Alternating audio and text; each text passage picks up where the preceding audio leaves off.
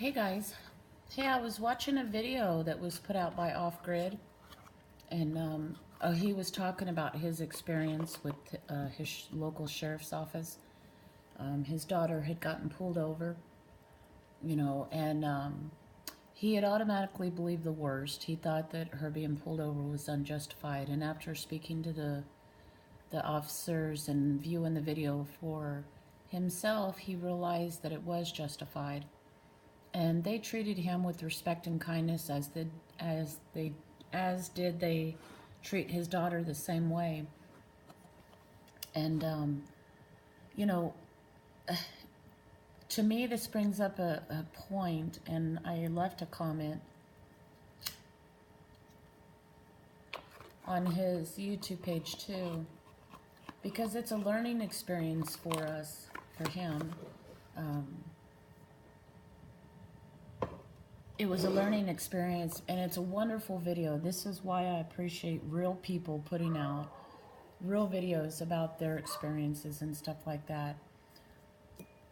You know, there is a lot of mistrust of local law enforcement today, and there's more mistrust or distrust even after we begin to see the militarization of the local police forces. Today more and more, the police, the SWAT, the FBI, they're all starting to look the same. They dress the same. They got the same weapons, and it's all becoming very militarized. They're now, most of them were black too. So now they've become the men in black. It's utterly ridiculous. But what I want to point out too is all these videos, when they're being put out on social media and stuff, like the incidents in Ferguson and others that are similar to it, where there's a lot of, I understand the anger that people feel when they feel an injustice happen, but a lot of these videos fail to look at or to even consider the part the other side had in it. Um, you know, the I don't know how to explain it other than rarely, if ever, is it all the fault of one individual.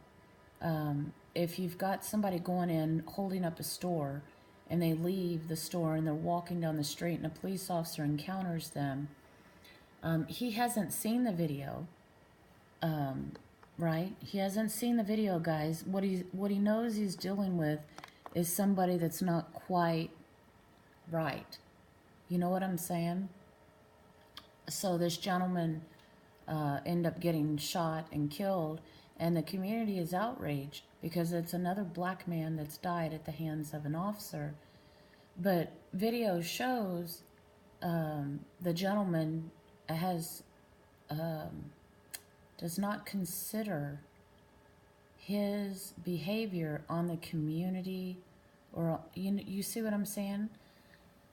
I really don't want to get into the minutia of all the stories and stuff I've heard, but the bottom line is that more and more today, there's videos being put out that local police are not to be trusted, that they are corrupt, that the public doesn't trust them, that they've got their own agendas, blah, blah, blah, blah, blah.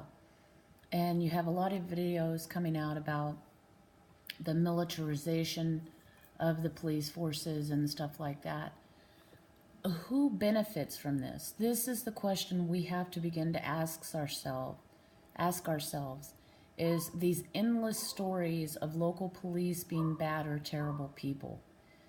Who benefits from the public believing this to be true? Who benefits? Well, I can tell you, the federal government benefits. We know that they are trying to control every aspect of everything that happens within states. It's none more apparent, guys, than here in Nevada.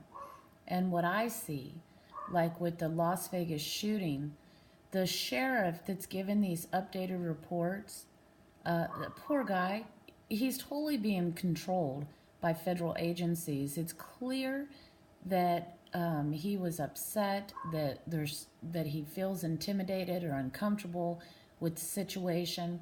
The stories he's putting out, the public hears their lies. That because the eyewitness accounts contradict the stories they're putting out. So you got a local law enforcement guy that's lying. So that's going to further make the public here in Vegas not trust local law enforcement because they know that he's lying. But who's behind the lies? We know the FBI is investigating or has taken the lead on the investigation. We know they were here when the shooting took place. We know a bunch of federal agencies were here.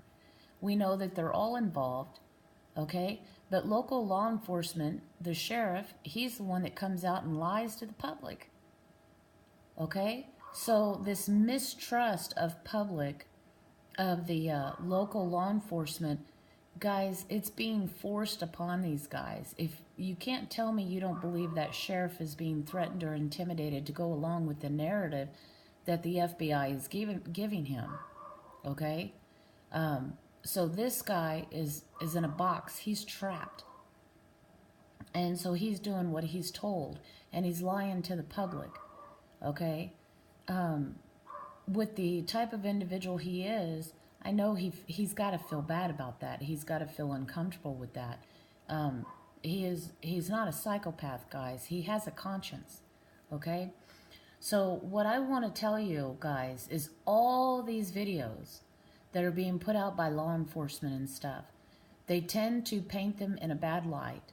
And Off Grid Nation has put out a video that he is painting his local law enforcement in a good light. They were very ethical, very respectful to him and his daughter. And I can guarantee you, this video will not get as many hits and views as the ones that show police officers doing bad things, okay? Because this narrative of local law enforcement not being trustworthy or not being equipped to deal with the local publics, it benefits the federal government.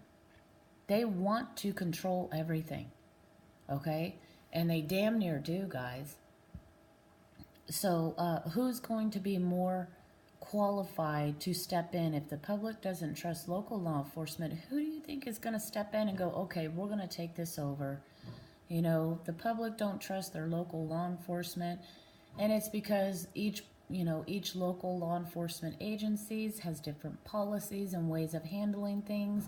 We need to unify all policies.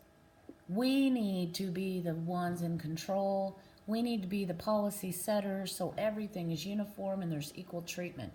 If you guys do not see that the agenda for people to turn against their local law enforcement agencies benefits the federal agencies, then I don't know what to tell you. I'm not saying there's not local law enforcement that is corrupt. There are bad people in every group, in every organization. You always get the bad apples. But it doesn't mean that the entire agency is corrupt or bad, okay? And secondly, I'd like to shed some light on something else. The local people are very concerned with the more militarized appearance and tactics of the local law enforcement agencies. Okay? It is more intimidating to the people to have to deal with law enforcement that are dressed that way, that look that way. Who does that benefit? Well, I'm going to explain something to you guys.